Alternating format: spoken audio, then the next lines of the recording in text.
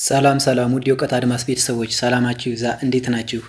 በዚህ ቻናል አማርኛ፣ እንግሊዘኛ፣ ሂሳብና ሌሎች ትምህርቶችን በኢሞ፣ በቴሌግራም፣ በዋትሳፕ እና በጉግል ሚት እያስተማርን እንገኛለን። ስለሆነ ፕላስ 251ን እያስቀደማችሁ በ978 40 92 73 ደውላችሁ በመመዝገብ በቀጥታ መማር ትችላላችሁ። ዛሬ ይዤላችሁ የመጣሁት እንደተለመደው አረፍተ ነገር መመስረትና ማንበብ ነው የሚሆነው። ስለዚህ ሁላችሁም ሀሳባችሁን ሰብስባችሁ ደብተርና እስክሪብቶ ይዛችሁ ቪዲዮውን እያቆማችሁ በመጻፍ ተከታተሉኝ። ወደ ክላሳችን ሳልፍ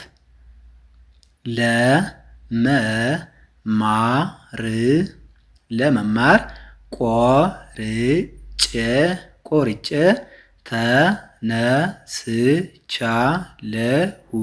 ተነስቻለሁ። 4 ነጥብ። ለመማር ቆርጬ ተነስቻለሁ የሚል አረፍተ ነገር መመስረት ቻል ማለት ነው። የቃላት ብዛት ለመማር 1 ቆርጬ 2 ተነስቻለሁ 3 ቃላት ተጠቅመናል ማለት ነው። በአንድ ላይ እንደገና ስናነብ ለመማር ቆርጬ ተነስቻለሁ የሚል አዎንታዊ አረፍተ ነገር መመስረት ቻል ማለት ነው።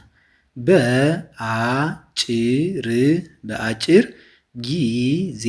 ጊዜ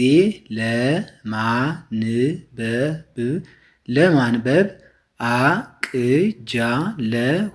አቅጃለሁ 4 ነጥብ። በአጭር ጊዜ ለማንበብ አቅጃለሁ የሚል አረፍተ ነገር መሰረት ማለት ነው። የቃላት ብዛት በአጭር 1 ጊዜ 2 ለማንበብ 3 አቅጃለሁ 4 ቃላትን ተጠቅመናል ማለት ነው። በአንዴት እንደገና ስናነብ በአጭር ጊዜ ለማንበብ አቅጃለሁ የሚል ሙሉ ሀሳብ ያለው አረፍተ ነገር መሰረት ማለት ነው። አቅሜን በሙሉ እጠቀማለሁ 4 ነጥብ። አቅሜን በሙሉ እጠቀማለሁ የሚል አረፍተ ነገር መሰረት ማለት ነው። የቃላት ብዛት አቅሜን 1 በሙሉ 2 እጠቀማለሁ 3 ቃላት ተጠቅመናል ማለት ነው። እንደገና ስናነበው አቅሜን በሙሉ እጠቀማለሁ የሚል አረፍተ ነገር መሰረት ማለት ነው። የጊዜ ሰሌዳ አውጥቻለሁ 4 ነጥብ። የጊዜ ሰሌዳ አውጥቻለሁ። በዚህ አረፍተ ነገር ውስጥ የቃላት ብዛት የጊዜ 1 ሰሌዳ 2 አውጥቻለሁ 3 ቃላትን ተጠቅመናል ማለት ነው። በአንዴ ስናነባቸው የጊዜ ሰሌዳ አውጥቻለሁ የሚል ሙሉ ሀሳብ ያለው አረፍተ ነገር መመስረት ቻል ማለት ነው። እስከ ማነብ ድረስ ጓጉቻለሁ 4 ነጥብ።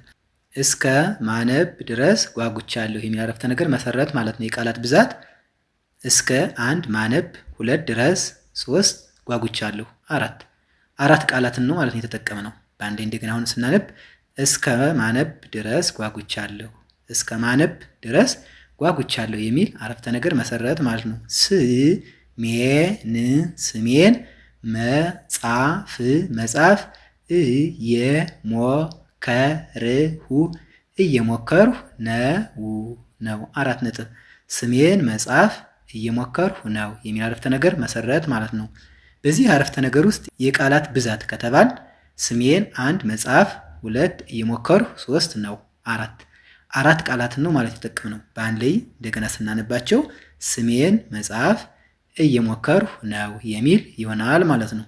ነገ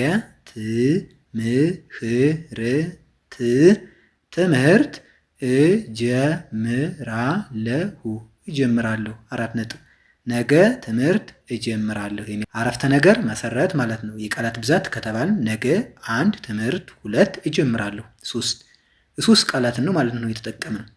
በአንድ ላይ እንደገና ስናነብ ነገ ትምህርት እጀምራለሁ የሚል ሙሉ ሀሳብ ያለው አዎንታዊ አረፍተ ነገር መሰረት ማለት ነው።